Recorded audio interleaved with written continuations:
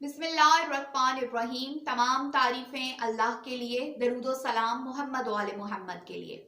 अज़ीज़ान मोहतरम, अमीरुल मोमिनीन अली इब्न अबी तालिब अलैहिस्सलाम के कुछ ऐसे औसाफ़ हमीदा हैं और कुछ ऐसी फ़ज़ाइल हैं अमीरुल मोमिनीन अली इब्न अबी तालिब अलैहिस्सलाम के कि जिनमें मौलाए मुत्तक़ियान के साथ कोई भी शरीक नहीं है। कुछ ऐसे इम्तियाज़ात हैं अमीर कायनात के कि जिनको खुद वो बयां फरमाते थे और फरमाते थे कि मेरे पास ये औसाफ़ है और मुझे खुदा ने इन नेमतों से नवाजा है कि जिनमें मेरे साथ कोई भी शरीक नहीं है।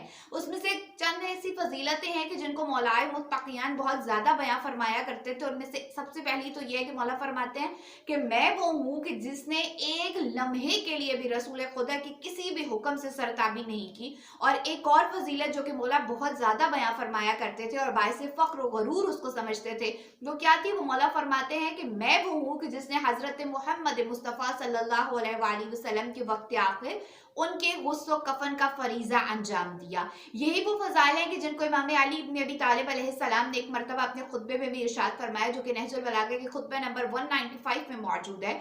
वो क्या है? इमाम अली इब्न अबी तालिब अलैहिस्सलाम फरमाते हैं, पैगंबर के वो असहाब के जो अहकाम और शरीयत के अमीन ठहराए गए थे, वो जानते हैं इस बात को कि मैंने कभी एक लम्हे के लिए भी हजरत मोहम्मद मुस्तफ़ा सल्लल्लाहु अलैहि वसल्लम की किसी भी हुक्म से सरताबी नहीं की।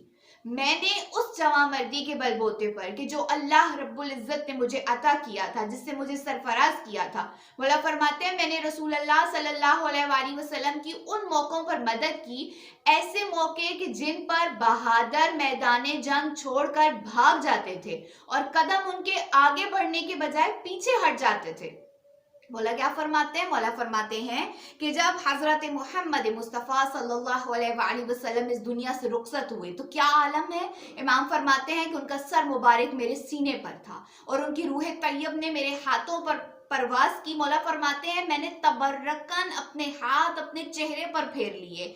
इमाम अली इब्न अबी तालिब अलैहिस्सलाम फरमाते हैं मैंने रसूल खुदा के गुस्ल का फरीज़ा अंजाम दिया इस आलम में कि मलाइका मेरी मदद कर रहे थे और फरिश्तों का, उनके ग्रोह का एक तांता बंधा हुआ था। एक ग्रोह उतरता था और एक ग्रोह चढ़ता था। रसूल अल्लाह सल्लल्लाहु अलैहि वसल्लम की इस दुनिया से रुखसत होने की वजह से तमाम अतराफ व जानिब नाला व फरियाद कर रहे थे।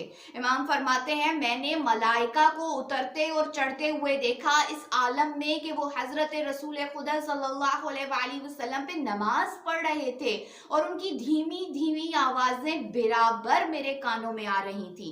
इमाम फरमाते हैं यहाँ तक कि हमने रसूल खुदा को कब्र अतहर में छुपा दिया। और फिर फरमाते हैं तो अब उनकी जिंदगी में और उनके यहाँ से जाने के बाद मुझसे ज्यादा कौन इस बात का हकदार हो सकता है?